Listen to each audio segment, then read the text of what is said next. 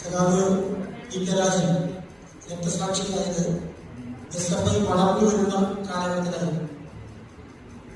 അന്ന് SFI അത്ര വലിയ ഒരു സംഘടന അല്ല. AICയോടെ കേരളത്തിലാകെ നിറഞ്ഞു നിൽക്കുന്ന എന്ത് പ്രമാണിക്കവും ചെയ്യാൻ ഒരു മടിയില്ലാത്ത ഒന്നാം നമ്പർ സംഘടന.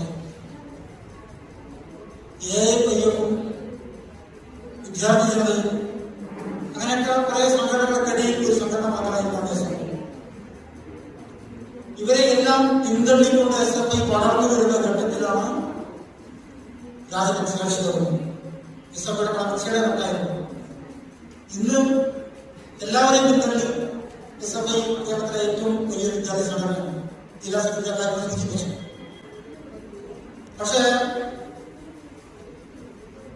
രാജനെ പോലുള്ള സഖാക്കളെ ഒരുപക്ഷെ രാജന്റെ സാക്ഷി ആയില്ലായിരുന്നെങ്കിൽ ഇന്ന് ആരാകുമായിരുന്നു എന്നതിന് നമുക്ക് ചില ഉദാഹരണങ്ങളുണ്ട്. അവിടെ നേരത്തെ പ്രവർത്തനം സൂചിപ്പിച്ചു. സകല നേതാക്കളെയും കൊണ്ടു നൽകുക എന്നായിരുന്നു KSUവിന്റെ തീരുമാനം. പക്ഷെ അന്നൊക്കെ SFI ചെയ്ത പ്രവർത്തനത്തെക്കാൾ ശക്തിയിൽ SFI പ്രവർത്തിക്കുന്ന കാലഘട്ടമാണിത്. അതിനനുസരിച്ച് നിങ്ങൾ ഉയർന്നു വരണം എന്നാണ് എനിക്ക് അഭ്യർത്ഥിക്കുന്നത്.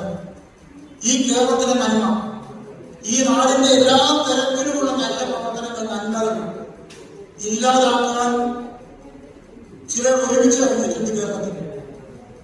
അവർ 3 തരം ആയുധമാണ് എടുക്കുന്നത്. കേരളത്തിന്റെ ഇടതുപക്ഷ മനസ്സില്ലാതാക്കാം, ഈ ഗവൺമെന്റിനെ ഇല്ലാതാക്കാം, SFI തകർക്കണം. അതിനവർക്ക് 3 തരം ആയുധം. 1 പച്ച പണം, 2 നല്ല പണം, 3 മതവർഗീയത.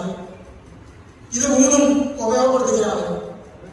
നുണ പറയുന്നത് ഇപ്പൊ ഒരു പ്രശ്നകരമാണ്. കേരളത്തിലെ പ്രതിപക്ഷ നേതാവ് സതീശനെ കൊണ്ടുവന്നെന്ന് പറഞ്ഞ DYFI പരിപാടി ചെയ്തിട്ടുണ്ട്. അദ്ദേഹം പറഞ്ഞുകൊണ്ടേയിരിക്കുന്ന നുണകൾ ഒക്കെ പൊളിഞ്ഞുകൊണ്ടേയിരിക്കുകയാണ്. പൊളിഞ്ഞുകൊണ്ടേയിരിക്കുകയാണെങ്കിലും ആ നുണ കൊടുക്കാൻ വിശ്വസിക്കാൻ ഇപ്പോഴും കുറച്ച് ആളുകൾ കേരളത്തിലുണ്ട്. എന്ത് പ്രശ്നമാണ്? അങ്ങനെ നിരവധി നുണകൾ ഒരുമിച്ച് നുണ പറയുക, എന്നിട്ട് സത്യത്തെ ഇല്ലാതാക്കുക. ഈ നുണപ്രചരണത്തിന് വലിയ ശക്തി നൽകുന്നതാണ് ഏഷ്യാനെറ്റും മാതൃഭൂമിയും മനോരമയും 24-ഉം ഉൾപ്പെടെയുള്ള മാധ്യമങ്ങൾ. അവർ കൂടി